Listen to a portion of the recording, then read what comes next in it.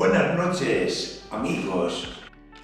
Un día más traigo un libro en mis manos. Es un libro que son muchos libros. En este libro hay incluidas 9 comedias del autor que vamos a estudiar hoy. Se trata del Fénix de los ingenios, del monstruo de la naturaleza, de Lope de Vega. ¿Os acordáis cuando hace unos años venían a hacer teatro a nuestro pueblo? En la plaza montaban un escenario, un telón, y con esto bastaba. Todos íbamos con nuestra sillica o lo veíamos de pie. Y acordaos, lo que pagábamos era, pasaba la bandeja y echábamos algo, pero lo más importante era la subasta de una botella de coñac, a cambio de la representación teatral. Cada año los comediantes venían y nos daban una buena noche. Digo esto porque vamos a hablar del teatro de Lope de Vega.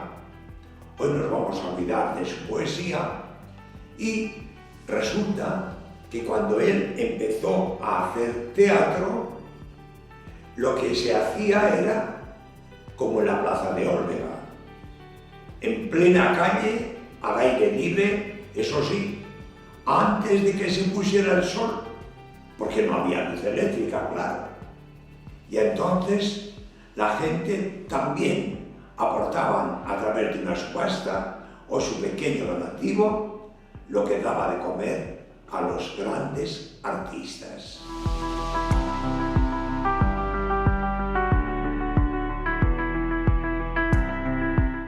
Vamos ya a contar algo que parece una novela de la vida de nuestro autor. Es un hombre que parece 5 personas distintas en una. ¿Por qué? Porque así empezó su historia. Su padre vivía en Santander. Procedían de Asturias, como las familias de nuestros grandes genios, Calderón de la Barca y alguno más, procedían de Asturias. Vivían en Santander sus padres, pero aquí que su padre, que era bordador, un día se enamora de una chica guapa y con ella se va a Madrid. Pero su madre, en vez de echarse a llorar, coge los bártulos y se va detrás de ellos. Y de esta manera lo vuelve a reconquistar. Y Lope de Vega es el fruto de esa reconquista amorosa de sus padres. Por eso nace en Madrid Lope de Vega precisamente el año 1562. Digamos que su vida es turbulenta, agitada. Os he dicho que es un hombre que parecen 5. ¿Por qué? Porque es imposible hacer lo que él hizo en la vida del amor y en la vida de la literatura. Su literatura cuenta con más de 200 obras de teatro, miles y miles de poesías, 4 o 5 novelas. Alguien ha echado las cuentas y sale a 200 versos diarios, porque todas sus obras de teatro, como era clásico, las escribe en verso.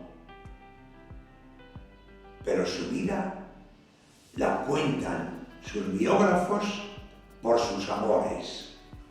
Apenas tenía 21 años cuando ya se enamoró de su primer amor, con la que vivió nada más y nada menos que 5 años. Se trataba de Elena Ozores. A los 5 años ella se cansó y lo abandonó. Y entonces Lope de Vega escribió unos poemas en los que a ella la llama Filis Ozaide, pero en la que no quedaba muy bien parada. Entonces su familia lo llevó a juicio y la primera consecuencia fue que lo desterraron de Madrid y se tuvo que ir a Valencia. Estamos ya en Valencia y el año 1590 se casa con Isabel de Urbina. En Valencia estuvo desterrado 5 años, pero como se había enamorado de Elena Ozores, que era una artista de teatro, también en Valencia empieza a tener sus amores con Micaela de Luján, que acabó dándole 5 hijos. Él, en su novela sobre todo, y en sus poemas, a Micaela de Luján la llama Camila Lucinda. Vuelve a Madrid y entonces había muerto ya su primera esposa y se casa por segunda vez con Juana de Guardo. Al poco tiempo, estamos en el año 1614, muere Juana y entonces, oh sorpresa, a Lope de Vega se le ocurre hacerse sacerdote.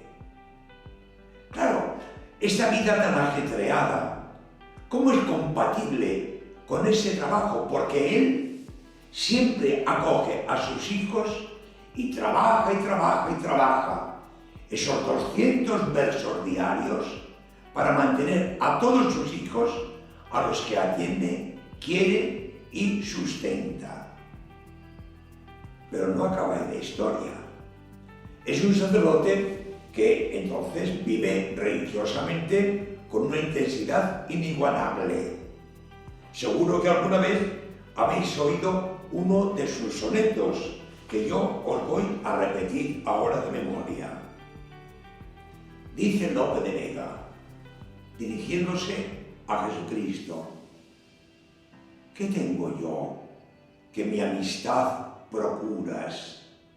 ¿Qué interés te sigue, Jesús mío, que a mi puerta, cubierto de rocío, pasan las noches del invierno oscuras? Oh, cuánto fueron mis entrañas duras, pues no te abrí.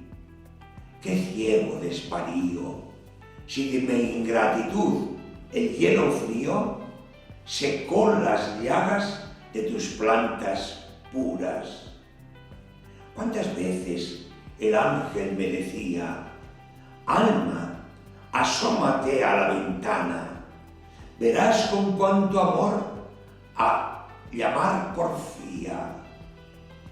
Y cuántas, oh hermosura soberana, mañana le abriremos, respondía, para lo mismo responder mañana. Un hombre, repito, de muchas vidas. Es un hombre creador como nadie, de una capacidad teatral como ninguno. El pobre Cervantes, como no le daban trabajo al gobierno, después de la batalla de Lepanto y su cárcel, se dedicó a escribir obras de teatro, que entonces no las representaban ellos, sino una vez escritas se las vendían a los directores de compañías ambulantes de teatro.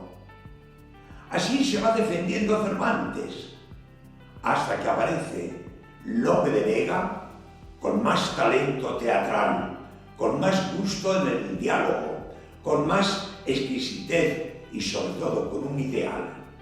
El ideal de darle gusto al público sin perder la noble categoría de una obra literaria. Y entonces lo absorbe todo.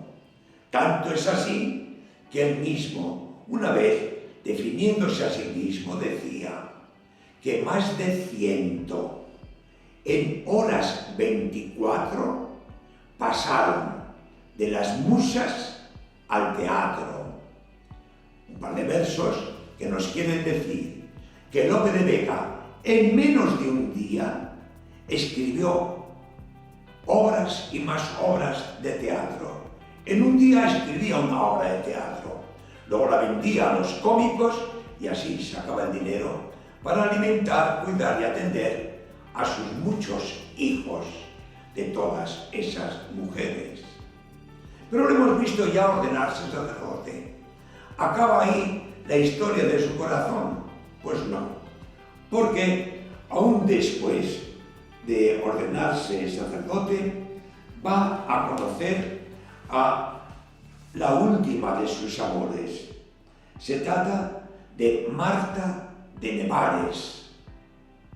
Y aquí se ve el otro gran Lope de Vega, porque Marta de Nevares, al poco tiempo de estar con Lope, ya sacerdote, se pone enferma y acaba perdiendo la razón. Y durante 8 o 10 años, Lope de Vega, como una enfermera cualquiera, la atiende, la cuida, la mima, la alimenta y la sostiene. Ese es Lope de Vega. Yo creo que es un hombre que vive soñando. Creo que es un hombre que vive atendiendo sobre todo a lo que le pide su cabeza, sin darse cuenta de los demás. Él habrá tenido su manera de ser, que a nosotros nos extraña, pero ha tenido para toda la cultura española un genio único y especial en su poesía y en su teatro. Recordad que hace unos días os comentaba cómo, al llegar el romanticismo y recuperar otra vez a Lope al mundo clásico español, toda Europa se queda alucinada con el teatro de Lope de Vega, más aún. Os voy a decir que hoy, en concreto, vamos a estudiar una de sus obras. Se titula Fuenteovejuna. Pues bien, Fuenteovejuna se sigue representando todos los años en Moscú, en Rusia. ¿Por qué? Porque, como veréis enseguida, cuando os cuente el argumento, Lope de Vega se adelanta en 400 años a la democracia. Es decir, el poder no está en quien manda, el poder está en el pueblo. El pueblo es quien decide, y esa es la historia que os contaré enseguida que ocurre en Fuenteovejuna. Recordemos que, por otra parte, es precisamente Lope de Vega el creador del teatro español. Ya en los siglos antiguos, en la cultura griega, Aristóteles, el gran filósofo, había hecho la distinción entre tragedia y comedia. La tragedia exigía un tema profundo, representada por personajes nobles y un final de muerte. La comedia era una escena normal de la vida, escrita en el teatro sencillamente para divertir y entretener a la gente. El mismo Aristóteles había marcado la pauta esencial del teatro. Ha de ser un único tema, ha de ser un único día en cuanto al tiempo, y ha de ser una representación en 5 actos, unicación en un único lugar, 5 actos y un solo día. Eso era lo clásico, pero viene el genio de nuestro gran Lope de Vega y rompe todas esas normas. Él hace al revés, Primero, veremos que el Fuenteovejuna, aparte del tema central, añade otro tema para darle más interés. Segundo, el desarrollo de una acción importante, dramática, no es cuestión de 24 horas, se lleva un tiempo.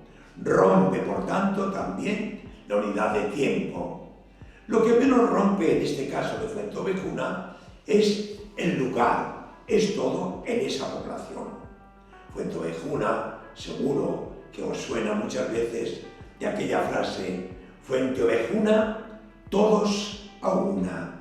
Fuenteovejuna es un pueblecito de Córdoba. Un pueblecito de Córdoba donde pasaron las cosas que en Olvega hubieran sucedido si Olvega se hubiera doblegado al señor de Borovia cuando quería dominarla. En Olvega, la historia de la rebelión contra un mandón acabó en la quema del pueblo. En Fuenteovejuna, el malestar de un pueblo ante un tirano acaba con la muerte del tirano. Pero vamos poco a poco a contar un poquito el argumento. Mirad, lo que ocurrió en Fuenteovejuna pasa 2 años, nada más que 2 años después de la quema del castillo de Olvega. Fuenteovejuna, en Córdoba, así como Ciudad Real, aquel rey nefasto, el hermano de Isabel la Católica, había dado esa zona a la Orden de Calatrava para que la apoyasen, para que lo protegieran, para que no se rebelaran contra él. Pero lo grave es que está a punto de morir Felipe IV. Y entonces se crea en España un gran problema. ¿Quién va a suceder al rey? Por una parte, lo lógico es que lo suceda su hija. Pero a su hija le han puesto desde niña el apodo de la Beltraneja. Juana la Beltraneja. ¿Por qué? Porque según las malas lenguas, no era hija del rey, sino hija del valido del rey, don Beltrán de la Cueva. Por tanto, si no es la hija del rey, no debe ser su heredera. Así piensan muchos y optan por Isabel la Católica. Entre tanto, Juana la Beltraneja se ha casado con el rey de Portugal. Y aquí tenemos en Fuenteovejuna que la Orden de Calatrava y el que manda en representación en esa población de la Orden de Calatrava, el comendador, esos son partidarios de doña Juana la Beltraneja y no de Isabel la Católica. Eso por un lado. Por otro lado, el comendador es un hombre libidinoso. Por ejemplo, veremos a lo largo del primer acto que cómo viven en ese pueblo y cómo un par de chicos, una chica y un chico, acaban enamorándose. Segundo acto, sigue la historia y siempre los lamentos por las injusticias que comete el comendador. Un ejemplo clarísimo es este. En el segundo acto, el día que se van a casar estos 2 chicos, va él, rompe la boda y los encarcela a los 2. A él con la intención de matarlo, a ella con la intención de aprovecharse de ella. Naturalmente el padre de ella reúne a todo el pueblo y les pregunta: ¿podemos seguir así con los brazos cruzados? ¿Qué podemos hacer para librarnos de este tirano? Y entonces optan primero por acudir a los reyes católicos y decirles lo que está pasando. Pero eso se lleva mucho tiempo. entonces la decisión es otra. Todo el pueblo se junta y todos a una deciden la muerte del tirano. Una vez muerto el tirano, de la justicia envían un juez que investigue a ver quién ha sido el asesino.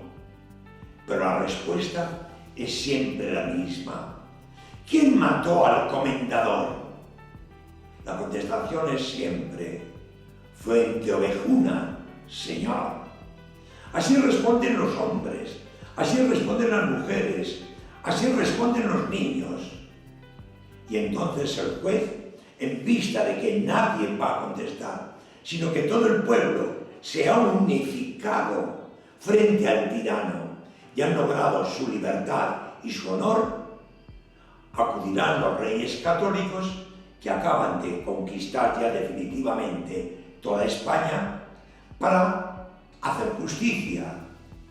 A los reyes católicos no les gusta, no les puede gustar el asesinato, pero sí les gusta esa unidad de todos para lograr la justicia, la paz y la tranquilidad.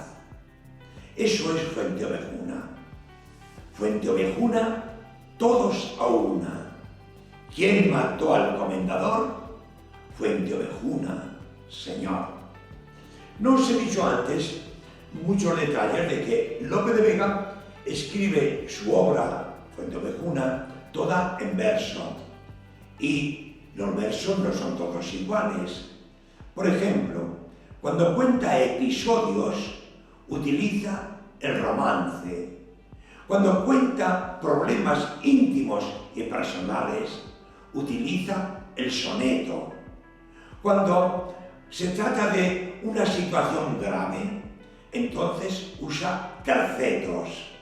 Es la teoría de Lope de Vega. ¿Qué tenemos que admirar en Fuenteovejuna?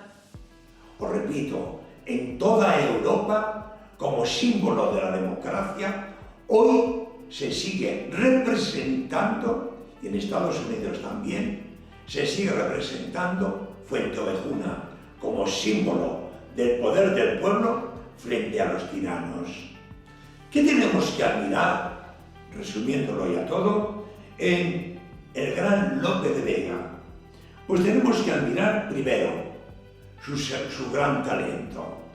Segundo, su sentido teatral de la vida, su inventiva y su arte para desarrollar los acontecimientos, la naturalidad y viveza de sus personajes, la soltura de los diálogos y los valores poéticos de su poesía. Lope de Vega estará vivo siempre porque su obra es genial.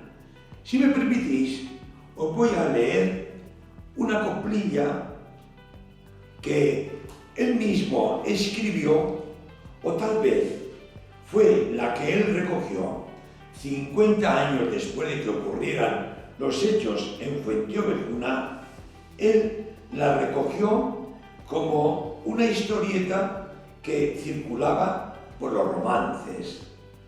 Os leo nada más que el principio y con esto acabamos. Dice así: es unos músicos y el pueblo que canta. Al val de Fuenteovejuna, la niña en cabellos baja, el caballero la sigue de la cruz de Calatrava.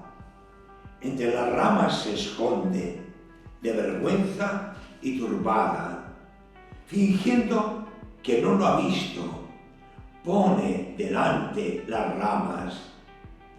¿Para qué te escondes, niña gallarda?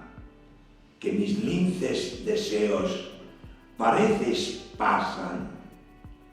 Acercóse el caballero y ella, confusa y turbada, hacer quiso celosías de las intrincadas ramas.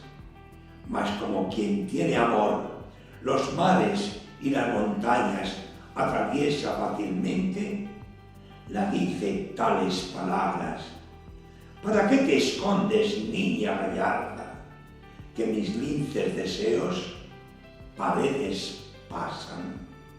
Ved cómo ahí resume Lope de Vega en una canción popular lo que él ha traducido en los diálogos de Fuenteovejuna, la obra más intensa de todas las 250 obras de teatro que Lope de Vega nos dejó para la cultura. Buenas noches y hasta el próximo día.